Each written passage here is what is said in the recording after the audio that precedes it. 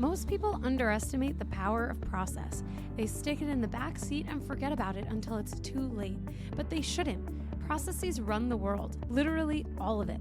Stocked supermarkets, on-time trains, and safely landing planes are all made possible by systems of intricate, interlinked processes.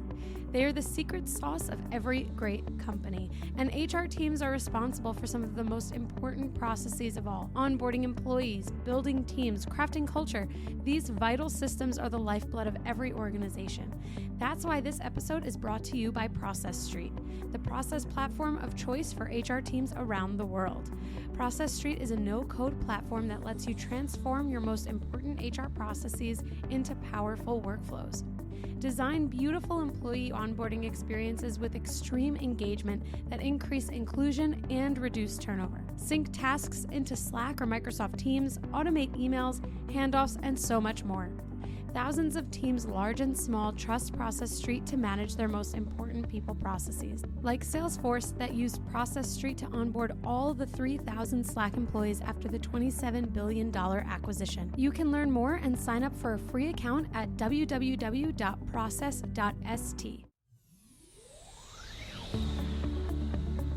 Welcome to the Bringing the Human Back to Human Resources podcast.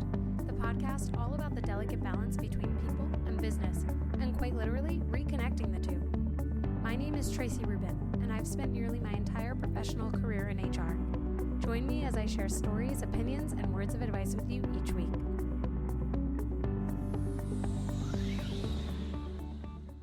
Hello, everyone. Welcome back to the podcast. Thank you so much for being here for another week. Don't forget to rate, review, and subscribe wherever you are getting this podcast. If you have Spotify or you're watching on YouTube, you can actually see the video of every podcast. I know I keep saying this, but it's a good way to remind you that if you are a visual learner like me, you can actually click open the video.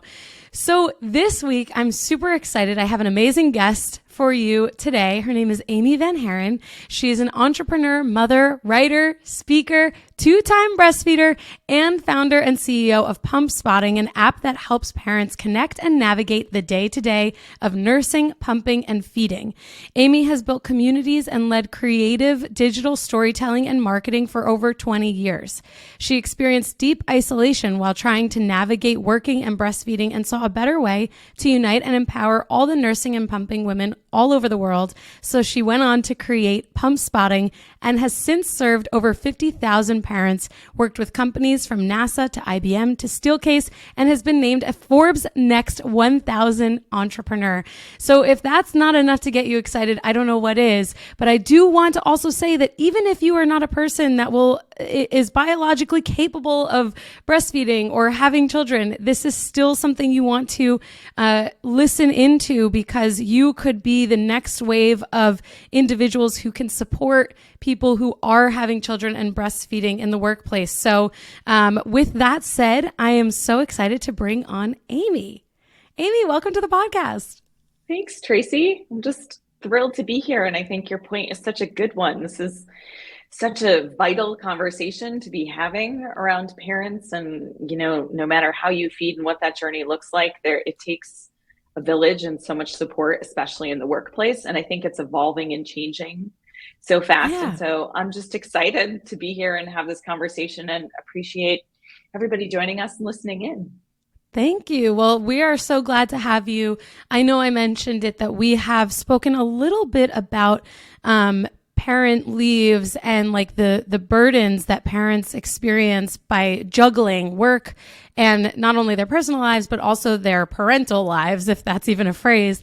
And I've done some episodes in the past on this, only really probably 1 to 2. So I'm really excited to give you the floor, basically, to introduce a little bit more. I know we just went over your bio, but I'd love to hear a little bit more about what kind of like ignited the spark for Pumpspotting and why it's so necessary today. Yeah, I think for me, this whole journey began because of raw need, which is how many entrepreneurial journeys begin. I think we find ourselves in, a place of struggle or needing to solve a problem that hasn't been tackled before. And that was certainly the case for me. I never would have guessed that my journey to nourish my own children would lead me on this quest to really use technology to transform what that looks like for other parents.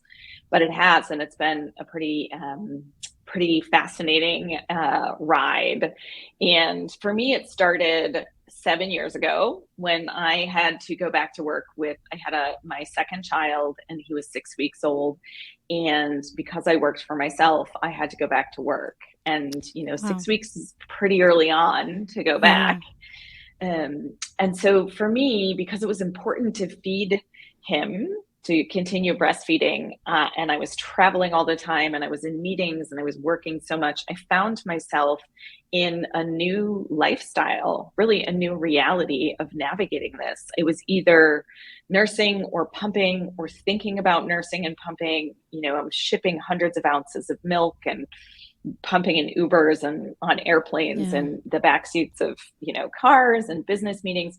And I found myself consumed. That literally, 24 hours a day, I almost was thinking about keeping a tiny human alive and feeding as much as I was thinking about the work that needed to get done. And both mattered equally for me. I wanted to really thrive as a career professional, and I wanted to thrive at feeding my child, but it was just really, really overwhelming. And so I remember I was, probably a couple months into my journey, and I was about to board a red eye back from San Francisco. I live in Maine, and so I was flying across the country because I was trying to be away as little as possible. And I remember being on a very dirty and sticky bathroom floor in the San Francisco airport. I was hooked up to a breast pump. And, at this point, it was starting to sound like Darth Vader to me, over and over again. Yeah. And I remember, I was sweating and I was stressed, and I could hear the line of women outside the door waiting to get in. And I was feeling anxious about that. And for me, it was just a real moment of desperation. Like, I can't keep doing this. I'm not comfortable. I'm not thriving at anything. I'm not doing well at my job. I'm not doing well at parenthood and feeding. And I really wanted to quit. And in that moment, for me, my sister sent me a text. And she said, "You're doing an amazing job. I just want you to know that." And it was this sisters. Light bulb. I know sisters, right? They just know intuitively what you need. But it was this moment, this light bulb moment for me, where I was feeling so isolated and so overwhelmed, and I wanted to quit both my job and breastfeeding. And it was the connection of knowing I wasn't the only parent that was navigating this, because I wasn't talking to anybody about this. No one in the workplace was making it part of the conversation. So it felt like, as much as this was my reality, I was doing it in this invisible bathroom stall and silo. And it really started me thinking about how many other women are navigating this, and why aren't we talking about this, and why aren't workplaces thinking about lactation support? And like, this is a real part of the day-to-day, and this has such a huge impact on our productivity and our mental health and our, how we show up. And so that was really the light bulb for me. And I felt as though we're always, we've got our phones and we've got this place to connect. And my background was in community building. And so I thought, what if I build a space that's really centered around being there at every stage of this journey, and really brings this out in the open in a way that hadn't been before, and really connected and supported and nourished, and really looked at how we tackled the challenges of feeding a baby as lifestyle versus just, a pump or what have you. And that's where Pumpspotting first began. Wow. I mean, first of all, it's a really, I don't know if this is the right word, but like touching story. I think it's not so easy to hear, actually, when you realize that someone is like working to, or is going through a process of pumping in order to nourish their tiny human, as you said. I mean, that's like, and then to think that for so long, the only resources that people had were bathrooms or like closets or, unsanitary locations, when like we would never eat there. And, it is quite touching to hear you so vulnerably talk about the challenges that you were faced as a breastfeeding mother and a working mother at that. And I'm sure, knowing the demographics of my listeners, I'm sure that many are like, oh, that was me, or maybe someone's like, that could be me. How do I navigate this?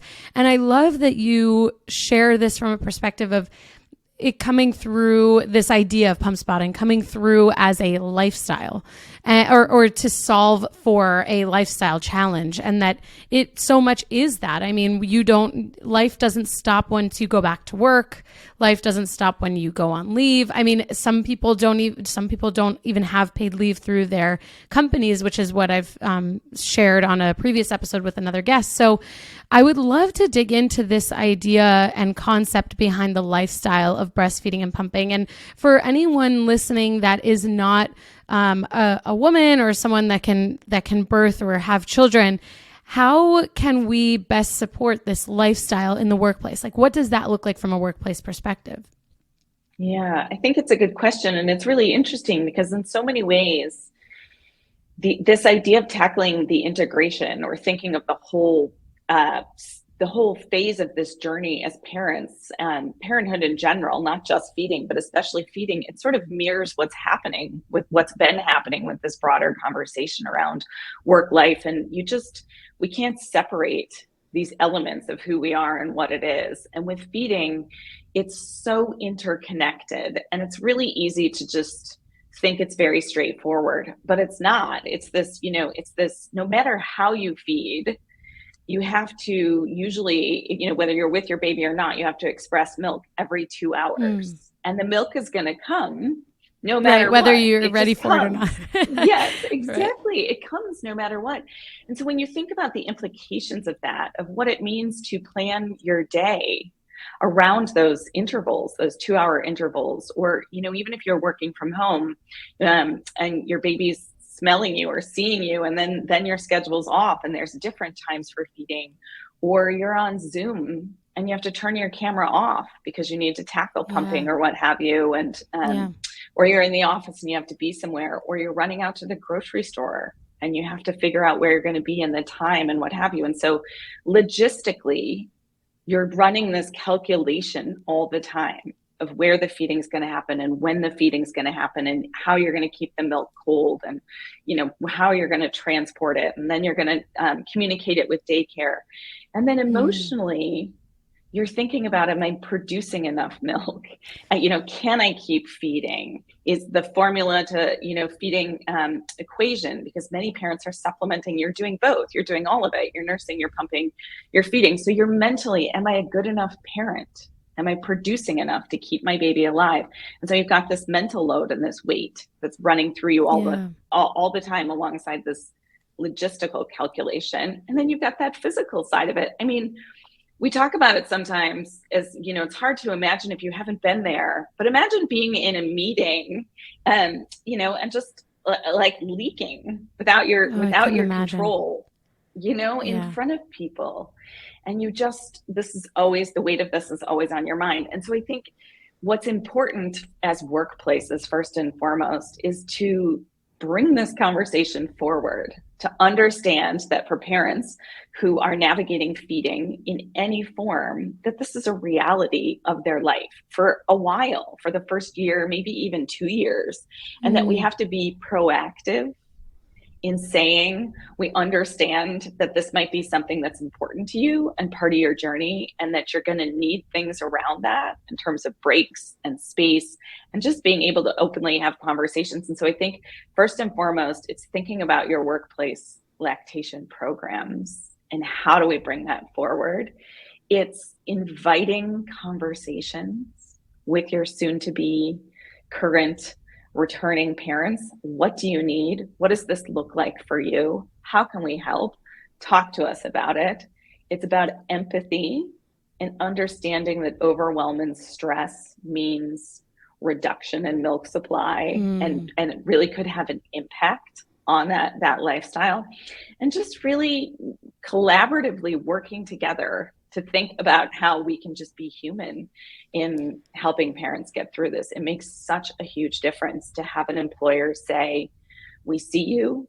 We know this is important to you, and we're here to work with you as you navigate this. Right. It's such an important point that you make. And, you know, the human element is always welcome on this podcast, given the title, right? So, Yes. at any level, like that is at the core of every decision that we have to make is like, are we making the right decision based on what people need and what is morally and ethically sound? And for anyone that is in HR that is responsible for making decisions, or maybe not even in HR that's listening to this, some things to note from a compliance perspective. The FLSA does require lactation accommodation in terms of reasonable break time. So your question might be, well, what is a reasonable break time? Well, in my experience, we've kind of said, you need to pump, you go pump. And, you know, what is reasonable is based on what the mother is experiencing, I would imagine. But in my experience, it's been pretty loose because, you know, at the end of the day, this is a medical accommodation. And if someone needs more or less time, that is going to fluctuate. The other thing to note is that in certain states, there is a requirement to actually have a secure sanitary room that is separate from a bathroom. We're not talking about pumping on the bathroom floor here. Like, especially when you think about California and New York, notably, there are requirements for breastfeeding rooms and pumping rooms. And some of these are very nice. I have friends that have used them and they are luxurious. So again, in my experience, it has to be a room that locks from the inside. Typically, you could find a fridge there, some magazines, something for the parent to preoccupy themselves with, and somewhere that's comfortable and, again, clean. It has to be clean. And many of the laws do require that it can lock from the inside. So definitely check out the show notes for more information on the compliance requirements, because this is not just a holistic conversation around how we can support our parents. This is also more often than not a legal requirement, depending on where you operate. And I just think it's a best practice anyway. It doesn't even matter. Like, this is the way that I think. The government doesn't have to tell me what to do. If it's the right thing, we should be doing it. So even before, you know, I can remember before New York even came out with requirements around like the types of rooms that parents were afforded to in order to safely and sanitarily pump and breastfeed. And we still offered, you know, a room. And that's really, this is where we can see as HR professionals, but also as an industry, how we hopefully are continuing to guide the government in different directions. And it's always a kind of a toss up, you know, it's the cart before the horse argument, but just wanted to preface that. And we will certainly continue on with the less legal mumbo jumbo here. But thank you for sharing all of that. I know you have more information on this too. Yeah, well, and I just want to say, I think it's more important than ever, because the government, we have to go hand in hand with what the government's putting out in terms of laws and compliance, and they're incredibly important. And there has been, you know, a massive increase in lawsuits around lack of breastfeeding support and accommodation. And so there is the compliance piece of it for sure. Also, there have been some disappointing legislation, you know, the Pump Act that was going to expand support for parents, you know, over 9 million mothers, including teachers and many who are in fields that really need breastfeeding support, didn't pass. And so I think it's important for all of us as companies. And the other thing is that it's an opportunity to me. This is a real moment that if you are thinking about support systems for your women and your families, and you are offering benefits and solutions that ease the burden and remove the barriers and make this work-life balance more possible and part of the conversation, maybe work-life harmony. Not sure there's any balance, like but that. Work-life harmony around doing this and what have you. You're sending this signal to your employees, not just the ones you serve, but your entire workforce and your customers, that you value women and families. And there couldn't be a better time for that to matter, especially in terms of retention. And when we think about how people are making choices of where they work and where they shop and all those things. And so to me, this really falls into that. There's the compliance issue, there's the, great right thing to do, and there's also the business opportunity around it. Hey everyone, I wanted to take a quick break to tell you about the Employee Onboarding Podcast by Process Street. If you care about crafting a magical experience for new employees and you love podcasts, you won't want to miss this. Join the Process Street team as they have conversations with people leaders and technology creators exploring the world's most magical onboarding experiences. You will learn cutting-edge best practices, industry secrets, and technology to wow every new employee that walks through your door. I recommend the episode where Process Street's CEO, Vinay Patenkar, sat down with Zapier's CEO, Wade Foster, to talk about how they've scaled employee onboarding in a $5 billion remote-first organization, and the conversation with Ben Eubanks discussing how to leverage AI and automation to improve the new employee experience will blow your mind. You can find the Employee Onboarding Podcast on Apple, Spotify, Google, or wherever you listen to your favorite podcasts. Go ahead and check it out, and don't forget, if you're interested in supercharging your employee onboarding or other HR processes, go ahead and give Process Street a try. You can sign up for a free account at www.process.st or check out their YouTube channel for a bunch of webinars and demos. And I think part of what we're trying to really do with Pumpspotting and with our employer benefit version of Pumpspotting is to simplify, to make it really easy to say, we get it. You're really good at building technology. You're really good at building rocket ships. You're really good at, building homes and doing all the things that companies do. But maybe you're not really good at lactation support or what a workplace lactation program looks like. And we can do it together. We can make it really easy. And I think one other thing that I want to say is the space piece is so important and the time is important. But what we've really identified is, again, it's holistic, that really to serve parents, it's about space, it's about time, it's about policy and putting it in practice. It's about access to lactation consultants and experts. So when you're up at 3 a.m. doing the spiral of questions and concerns, you just have someone and you have someone at the ready, not just like through your insurance and through, steps and hurdles, because a big part of this is ease of access to support. And the last thing, and I think the most important one, and this is why I'm so passionate about it, is because of what we've done at Pumpspotting around community, is that you need a sense of belonging. You need to be connected to others who are doing this. And, my story started from a story of one from me on that bathroom floor being disconnected. So we turned a 40-foot RV into a roving lactation lounge, and we called it the Breast Express. That's amazing. And we made it this welcoming space to sit with one another, to bring your baby, to have access to lactation consultants. We fed moms. It was just this beautiful, nourishing experience.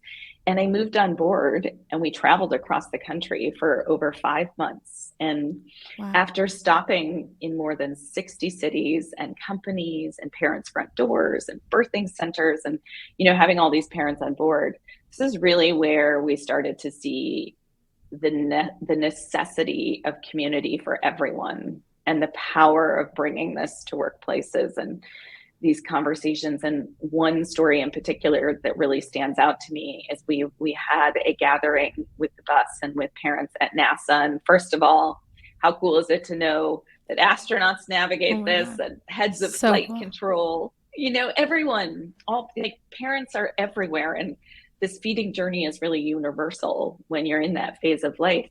And the conversation we had was very much about the isolation. And there was one parent there who said, I'm the only person in my building who's going through this and I don't have anyone to talk to. And I'm on a campus of 13,000. Oh my God. And you can, you start to think about what isolation really means for this when you're in this phase. And so offering really tiny community, fish in a huge pond, right? Like that's And if you aren't having conversations and you're not finding people and you're not having these warm spaces where parents are connecting, we really need to bring people together. And so I say that because the community aspect, and this isn't just for feeding, but I genuinely think especially for parents and families as they're navigating everything from when you're thinking about becoming a parent to going through conceiving to, postpartum to feeding, childcare. Across the spectrum, one real center that matters is thinking about connection and how we're making parents connect to one another and not feel so isolated on this journey.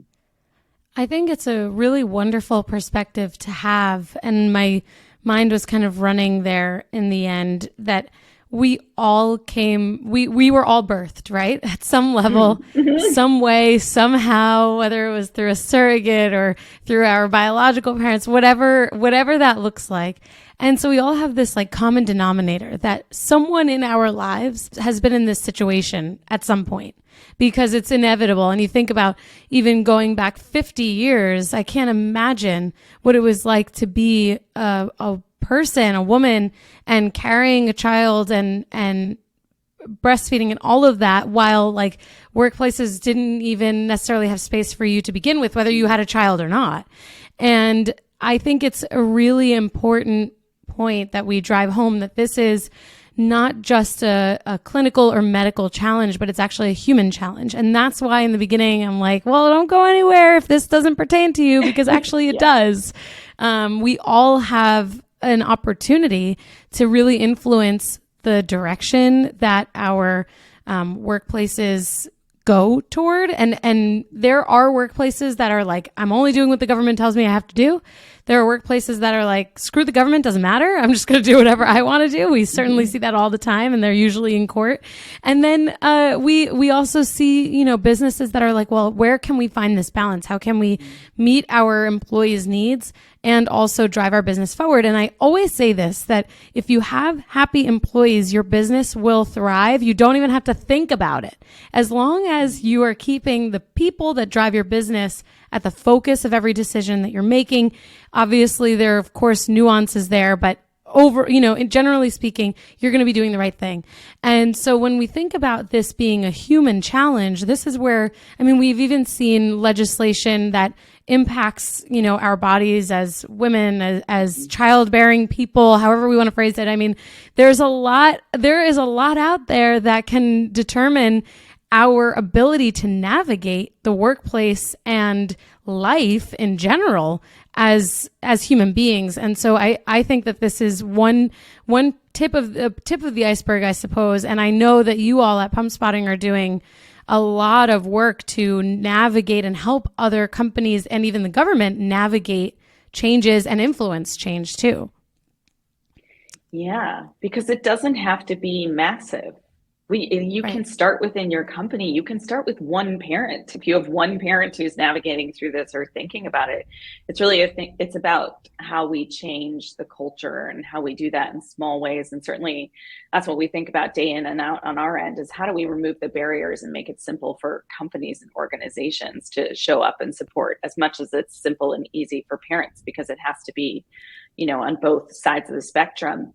And what I think is so important about what you're saying is that, and I think if we can all think about it, think about those moments when you're really struggling with something. And this just doesn't just have to be parenthood. Think about when you were struggling with something at work or in your personal life, when someone sees you or shows up to ask how you're doing, to offer support, to give you a resource, to, point you in a helpful direction with a connection or an answer, or just make space for you emotionally to go through something, you form this gratitude and this bond or this feeling of deeper connection with the person that did that for you. So this is a real opportunity for companies to be heroes, to think about in this vulnerable moment of life, you are giving someone support. And what that means is they're going to show up every day happier. They're going to tell all their friends that they're happy to be there. You are essentially have this moment in time to make a few small changes that have a tremendous impact, not just on their lives, but really on how they feel about you as a company. And to me, that's exciting. That's human. That's how we connect. Absolutely. And for anyone listening that is interested in hearing more information about how, parents who are treated well can help you navigate whether a company is going to treat you well, regardless of whether you're a parent or not. You can go back to episode 72 where I chatted with Raina Boston about just that companies that treat parents well are going to treat you well, regardless of whether you're not a parent, whether you are a parent or not. And I really, this to me is like coming back to this human issue. We see this all the time, and we're seeing it now even in like the content that's created, what's going on in the media with, I hate to keep bringing it up, but like quiet quitting and some of I keep talking about how the conversation is focused on the wrong thing. We're not focused on, we're talking about like the end result without talking about everything that happens leading up to that. And so when I think about parenting and this holistic challenge that we have to enable not just an accommodation for parents, but actually a workplace that allows them to really like live fully as parents in the moment that they're existing in today. And that is like, we can't get to the end result of supporting the parents holistically before understanding what that support looks like. So I think it's really important, the work that you're doing, but also this conversation. And when we think about, I guess that more generalized approach that in the workplace, parents who are supported, are going to be happier to be there. The companies are going to have overall better, ratings, I guess, in terms of how they're seen, not only internally, but externally. But one of the things that we often, talk about, I guess, in the HR world is like inclusivity, right? And we talk about it everywhere. It's not even just, based in HR. And we talked about this, you and I, before we recorded also, that inclusivity is a huge piece of this. So can you expand on that and how this, navigating this challenge and providing some solutions is a drive toward a more inclusive experience? Sure. Well, I think that, new parents and navigating postpartum and just parents generally, but they can fall under vulnerable populations, especially during this time period and what this looks like. And within that, there are, parents of color have even more barriers around breastfeeding and challenges and ways that they have to navigate this journey. And so this population in particular, the number is big when we talk about families and who we serve and who we support. And so when we create benefits and systems that think about families generally and every journey, no matter what that looks like, no matter, what your family makeup is or how you come to be parents or even how you feed, what you're doing is starting to put in practice, policies and culture change and things that signal seeing certain, elements in populations that have a huge impact. And so I think that parents are one place to start, but it's really about caregiving more broadly. Yeah. And, there's so many elements at the beginning, at the end, in between with what we have to navigate as parents and caregivers, that there's a real opportunity to change the conversation and to start to think more about the individual journeys our workforce is on, our parents are on. Yeah. It reminds me of an episode that I did back maybe in early 2021, maybe, about how there's a disproportionate, or there was and probably still is a disproportionate impact on women as a result of COVID, and that COVID itself had a disproportional impact when we think about the impact on the workplace, because there were so many moments, I guess, that came to a head there. There were, the caregiving challenges of now you're working remotely, and sometimes your partner, your spouse thinks that, you're working remotely. You can watch the kids, you can caregive. I think I might have shared with you, my older sister has Down syndrome, so caregiving is something really important to me as not only as a topic, but also as an understood part of this puzzle in parenting, and caregiving goes beyond just being a parent. It's also if you are caregiving for your parents or another loved one. But this idea of the impact that COVID had on women, especially, was disproportionate. And we're still seeing this today, where now it's there has been potentially a bit of a roadblock or a speed bump for women as they continue to grow in their careers, as they navigate coming back into the workforce if they took time away. And this is, I think in that episode, I said, well, I really hope that we're not set back, in time. And it's so interesting that here we are today with legislation around the country. And I did an episode on Roe v. Wade also.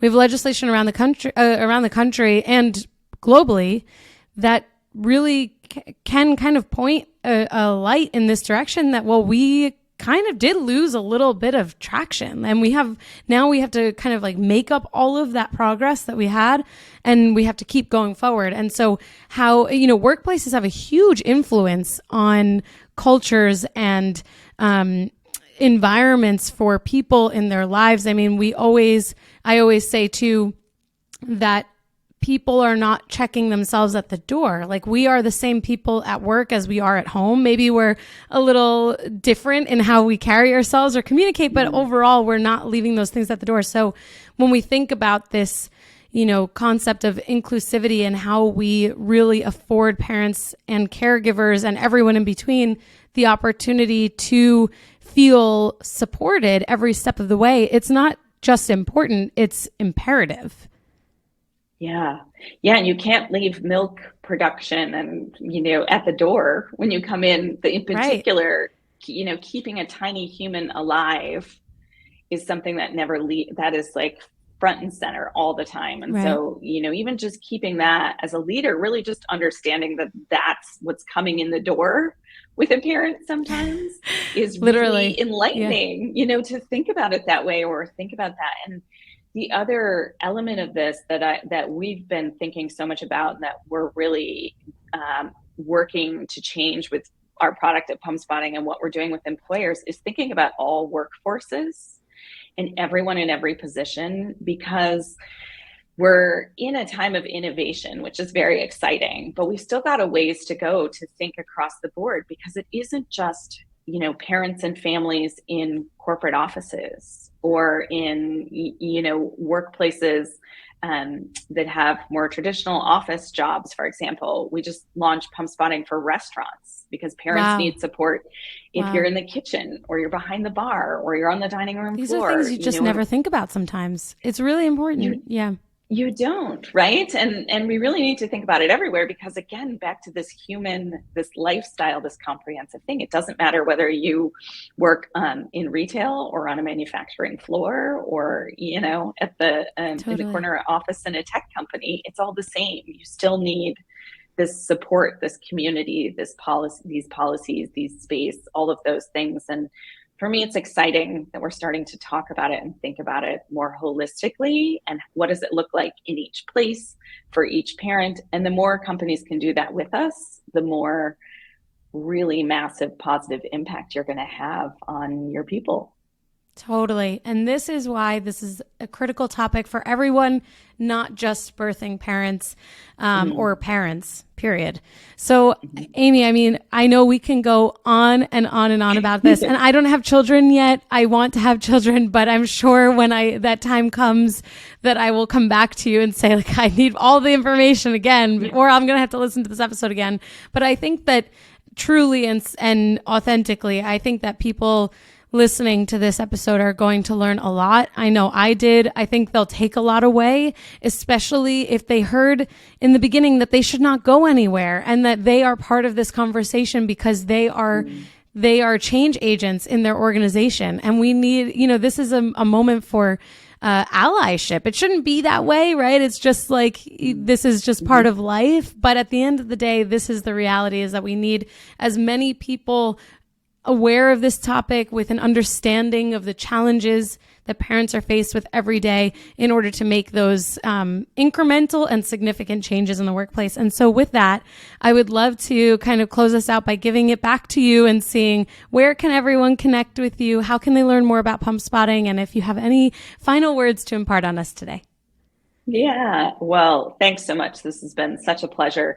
You can find us at pumpspotting.com. If you're a parent, you can download the Pumpspotting app to get support and access. And if you are an employer, we would love to talk to you about your workplace lactation program and how we can work together to support you and your parents there. So pumpspotting.com, you can find us at Pumpspotting online. And I really think what's most important is just that we check in on one another. And if you have parents, that are in this phase of nourishment, bring up the conversation, ask what they need, give them a high five. It's really about making this, just part of life, and making it uplifting and making it easy and making it possible. I love to joke with my team that I'm on a mission to make talking about lactation support super fun in all areas and all places. And so, don't be afraid to have the conversation. And if you are a parent that has fed or is feeding or will in the near future, you're doing an amazing job. We couldn't be more thrilled to be in your corner. So that's amazing. Well, thank you so much, Amy. And for everyone listening, don't forget to check the show notes for all of those links. And of course, rate, review, subscribe, share this episode with someone who you think would really benefit from hearing it, whether they understand it or not. This is a great episode, I think, to impart some knowledge and also make someone feel really validated. So thank you, Amy. And I'm sure we'll have you back on. Oh, such a pleasure. Thanks, Tracy.